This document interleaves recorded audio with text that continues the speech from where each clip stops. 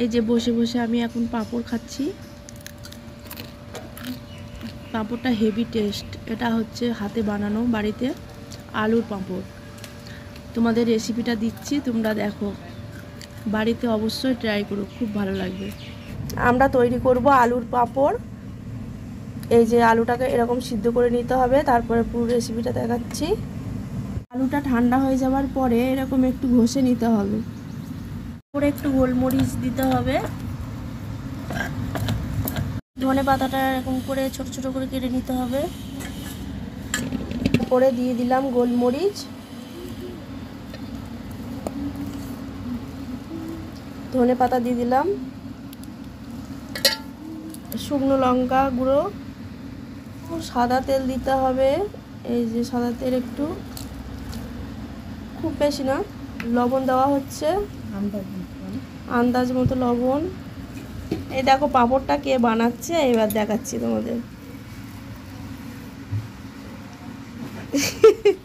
গোটা জিরে দিতে হবে একটু, গোটা জিরে দেওয়া হলো, কালো জিরে দেওয়া হলো একটু, মানে কালো জিরে সাদা জিরে দুটোই দিতে হবে, তাহলে টেস্টটা ভালো হবে, গন্ধটা ভালো হবে।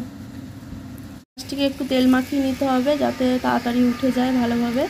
দিয়ে তারপরে এটা দিতে হবে, দিয়ে চাপতে হবে হাতে এরকম করে, তাহলে কিছু দিয়ে চাপলেও হবে গোল করার জন্য।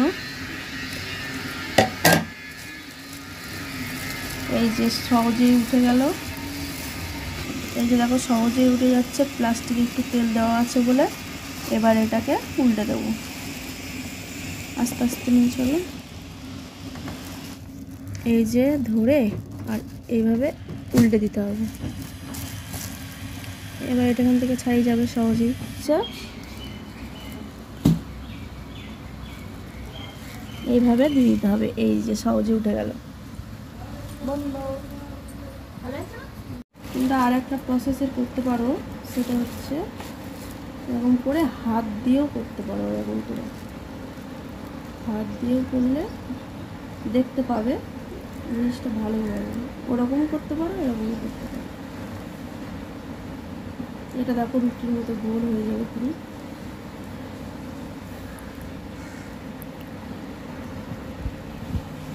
এই পাঁপড়টা বানানো শেখালো আমার শাশুড়ি মা।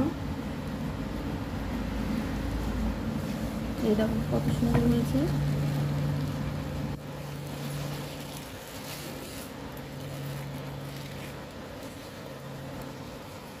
ফাইনালি আমাদের পাঁপড় রেডি। দেখো বন্ধুরা কি সুন্দর হয়েছে পাঁপড়গুলো, একদম শক্ত হয়েছে। দেখো কত সুন্দর, খুব সুস্বাদু পাঁপড়টা খেতে। তোমরা একবার বাড়িতে ট্রাই করে অবশ্যই দেখবে।